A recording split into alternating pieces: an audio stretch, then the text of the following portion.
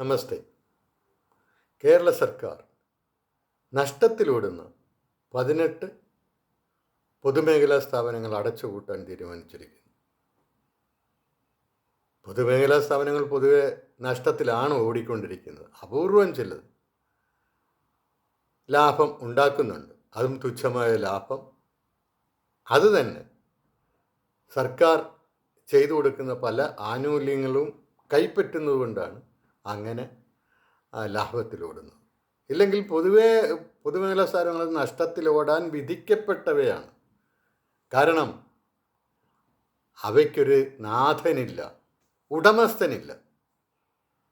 സ്വകാര്യ സംരംഭങ്ങളാണെങ്കിൽ അതിനൊരു ഉടമസ്ഥനുണ്ട്. എവിടെയൊക്കെ പണം ചോരുന്നു എന്ന് അവൻ എപ്പോഴും ശ്രദ്ധിച്ചുകൊണ്ടിരിക്കും. എവിടെ നിന്നൊക്കെ പണം ലാഭം നേടാം, കൂടുതൽ പണം വരുമാനം നേടാം എന്നുള്ളതും അവൻ ശ്രദ്ധിച്ചുകൊണ്ടിരിക്കും. പൊതുമേഖലാ സ്ഥാപനങ്ങളാകുമ്പോഴോ അങ്ങനെ ആർക്കും യാതൊരു ഉത്തരവാദിത്വമില്ല. ഏതെങ്കിലും കുറേ ഉദ്യോഗസ്ഥന്മാർ വരും, അവരുടെ മേൽ ഒരു രാഷ്ട്രീയക്കാരൻ വരും. ഇവർക്കൊക്കെ അടിച്ചു പൊളിച്ച് സുഖിക്കാം, ധൂർത്തടിക്കാം, ദുർവ്യയം ചെയ്യാം. ഉള്ള കാലം, അവിടെ ഇരിക്കുന്ന കാലം, ഇപ്പോൾ രാഷ്ട്രീയക്കാരാണെങ്കിൽ 4-5 കൊല്ലത്തേക്ക് അവിടെ ഇരിക്കുന്ന കാലം വളരെ സുഭിക്ഷമായിട്ട് കാറും പരിവാരങ്ങളും ഒക്കെ ആയിട്ട് നടന്ന് സുഭിക്ഷിക്കുക. ഇവർക്കൊന്നും ഈ പൊതുമേഖല അവർ ചെയർമാനായി നിയമിതരാകുന്ന ആ പൊതുമേഖലാ സ്ഥാപനങ്ങളുടെ ബിസിനസ്സിനെ കുറിച്ചോ അതിൻ്റെ സ്വഭാവത്തെക്കുറിച്ചോ യാതൊന്നും അറിയാത്തവരായിരിക്കും. അവർക്ക് ഈ ഒറ്റ പരിപാടിയേ ഉള്ളൂ. അവർക്ക് ആ പൊതുമേഖലാ സ്ഥാപനത്തിന് വേണ്ടി കോൺട്രിബ്യൂട്ട് ചെയ്യാൻ യാതൊന്നുമില്ല. അവർക്ക് അവരുടെ വ്യക്തിപരമായ വിഭവങ്ങളൊന്നുമില്ല. ബുദ്ധിപരമായതോ അല്ലെങ്കിൽ സാങ്കേതികപരമായിട്ടുള്ളതോ യാതൊരു യോഗ്യതയും അവർക്കില്ല. അവർ വരിക, അതായത് അങ്ങനെയുള്ള രാഷ്ട്രീയക്കാർ എവിടെയെങ്കിലും ഒന്ന് ഇരുത്താൻ വേണ്ടി ഉണ്ടാക്കുന്ന സ്ഥാപനങ്ങളാണ് പലതും. ഒരു ചെയർമാൻ ഇല്ലാത്ത സ്ഥാനം, ഉദ്യോഗസ്ഥന്മാർ ചെയർമാനായിരിക്കുന്ന സ്ഥലങ്ങളിൽ പോലും അതിനുശേഷം കുറേ കഴിയുമ്പോൾ അത് രാഷ്ട്രീയക്കാർക്കായിട്ട് വിട്ടുകൊടുക്കും. ഇതിൻ്റെ എല്ലാം ഉദ്ദേശം രാഷ്ട്രീയക്കാർക്ക് അവിടെ കുടിയിരിക്കണം എന്ന് മാത്രമല്ല സുഖിച്ച് ജീവിക്കാൻ പറ്റണം. അപ്പോൾ അവർക്ക് യാതൊരു ഉത്തരവാദിത്വമില്ല. ഇത് നഷ്ടത്തിൽ ഓടിയാൽ എന്ത് ലാഭം ഉണ്ടാക്കാതിൽ പ്രത്യേകിച്ച് അവർക്ക് എന്ത് ലാഭം? പൊതുജനങ്ങളല്ലേ എല്ലാം സഹിക്കേണ്ടത്. അതുകൊണ്ട് അവർക്ക് ഇതിൻ്റെ നന്മയിലും അത് വളരുന്നതിലും ഒന്നും യാതൊരു താല്പര്യമില്ല. അങ്ങനെ ഇത് നഷ്ടത്തിലോടാനാണ് പൊതുമേഖലാ സ്ഥാപനങ്ങളെല്ലാം സ്വഭാവേന വിധിക്കപ്പെട്ടിരിക്കുന്നത്. ചില ഉദ്യോഗസ്ഥന്മാർ വരുമ്പോൾ അവർ കുറേ സ്വന്തമായിട്ട് കുറേ എഫർട്ട് എടുത്ത് അതിനെ ലാഭകരമാക്കാൻ നോക്കും. അതുപോലെ ചില രാഷ്ട്രീയക്കാർ വരുമ്പോഴും നോക്കും. അത് ഒരു അപവാദം മാത്രമാണ്. നമ്മുടെ പൊതുമേഖലാ സ്ഥാപനങ്ങൾ, വലിയ വലിയ പൊതുമേഖലാ സ്ഥാപനങ്ങളെല്ലാം നഷ്ടത്തിലാണ്. ഏറ്റവും മുന്നിൽ നിൽക്കുന്നവർ KSRTC. മാസം തോറും 100 കോടിയിൽ കൂടുതൽ രൂപ അങ്ങോട്ട് പമ്പ് ചെയ്തിട്ട് പൊതുഖജനാവിൽ നിന്ന് കൊടുത്തിട്ടാണ് അതിനെ നിലനിർത്തുന്നത്. എന്തിനു വേണ്ടി? പൊതുമേഖലാ സ്ഥാപനങ്ങളോടുള്ള പ്രേമം. എന്താണ് ആ പ്രേമത്തിൻ്റെ അടിസ്ഥാനം? മറ്റേത് തൊഴിലാളികളെ ചൂഷണം ചെയ്യും. മാർക്സിൻ്റെ സിദ്ധാന്തങ്ങൾ വിരുദ്ധമാണത്.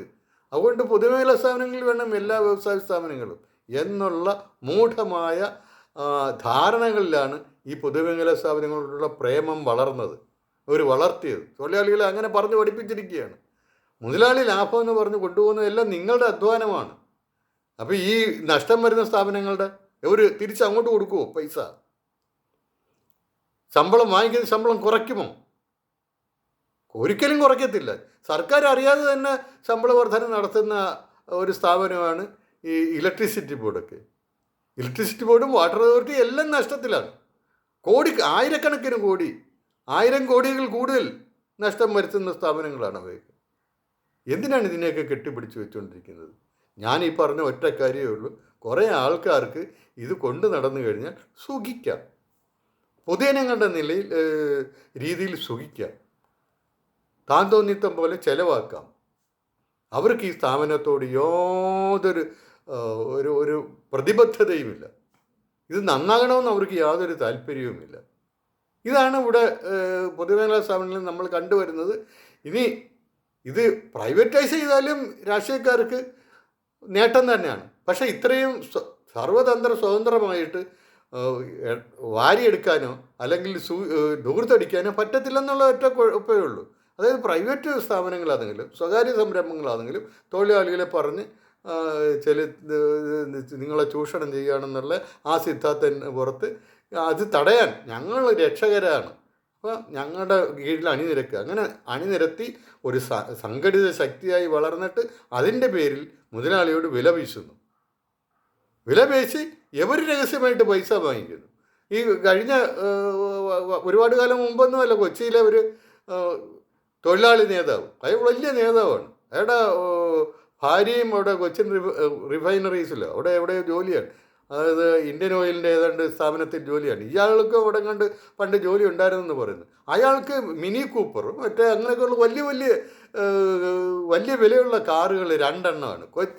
മകന് ഒരു കാറ് വേണമെന്ന് പറഞ്ഞപ്പോൾ ഉടനെ ഒരെണ്ണം വാങ്ങിച്ചു എന്നാണ് അയാൾ പറയുന്നത്.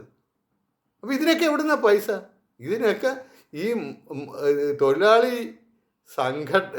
തൊഴിലാളികളുടെ സംഘടിത ശക്തി വെച്ച് വില പേച്ച് ഈ തൊഴിലാളി നേതാക്കന്മാർ സൂഹിക്കുകയാണ്. അയാൾ അങ്ങനെ ഉണ്ടാക്കുന്ന പൈസയാണ്. അപ്പം അതാണ് അവരുടെ പരിപാടി. അതായത് തൊഴിലാളികളെ ഇന്ന് ചൂഷണം ചെയ്യുന്ന ഒരേ ഒരു വർഗമേ ഉള്ളൂ, അത് അവരുടെ നേതാക്കന്മാരുടെ വർഗമാണ്. ഇത് ഇനിയെങ്കിലും തൊഴിലാളികൾ തിരിച്ചറിയണം.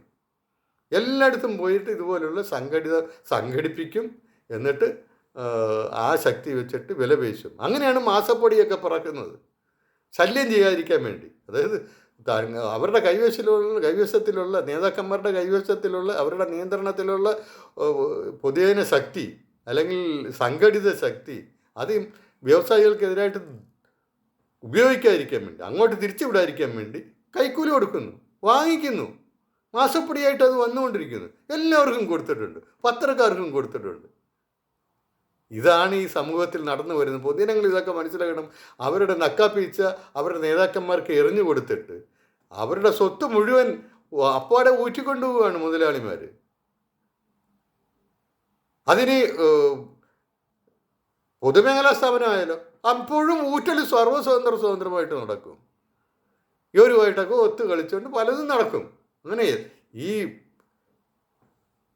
നഷ്ടത്തിലോടുന്നു എന്നുള്ള ഒറ്റ കാരണം കൊണ്ടാണെങ്കിൽ ആദ്യം അടച്ചുപൂട്ടേണ്ടത് KSRTC ആണ്, പിന്നെ KSEB, വാട്ടർ അതോറിറ്റി. അതൊക്കെ പ്രൈവറ്റ് കൈകളിൽ ഏൽപ്പിക്കട്ടെ, അവർ നല്ല ഭംഗിയായിട്ട് നടത്തി കാണിക്കും.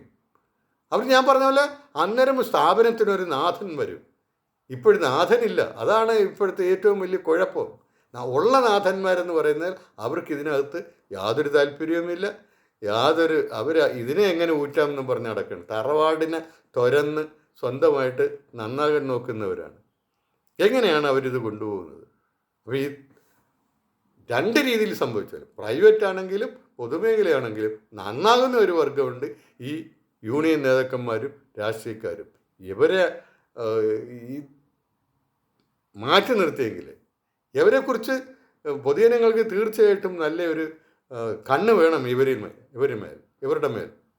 അല്ലെങ്കിൽ ഇവർ പറയുന്ന കള്ളത്തരങ്ങൾ വിശ്വസിച്ച് അവരുടെ ഒപ്പം സംഘടിച്ച് നിന്ന് സ്വയം ചൂഷണത്തിന് കഴുത്ത് വെച്ച് കൊടുക്കുകയായിരിക്കും ജനങ്ങൾ ചെയ്യുന്നത്. ഇത് ജനങ്ങൾ മനസ്സിലാക്കണം.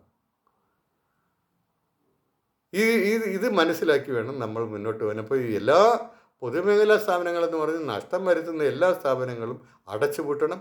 അത് ഈ ഇലക്ട്രിസിറ്റി ബോർഡൊക്കെ എന്നേ അടച്ചുപൂട്ടേണ്ടതാണ്. കാരണം എന്ന് പറഞ്ഞാൽ അവർ സ്വന്തമായിട്ട് ശമ്പള പരിഷ്കരണം നിശ്ചയിക്കുകയാണ്. എന്നിട്ട് ജനങ്ങളുടെ നിന്ന്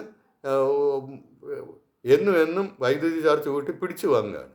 മറ്റ് സംസ്ഥാനങ്ങളിൽ 200 യൂണിറ്റും 300 യൂണിറ്റൊക്കെ സൗജന്യമായിട്ട് പ്രതിമാസം കൊടുക്കുമ്പോൾ ഇവിടെ അതിന് ആയിരക്കണക്കിന് രൂപയാണ്. ഇപ്പോഴും പുതിയതായിട്ടും കൂട്ടിയിട്ടുണ്ടല്ലോ. ഇഷ്ടം പോലെ വാങ്ങുകയാണ്, എന്നിട്ട് അവരെല്ലാവരും കൂടെ വീതിച്ചെടുക്കുകയാണ്.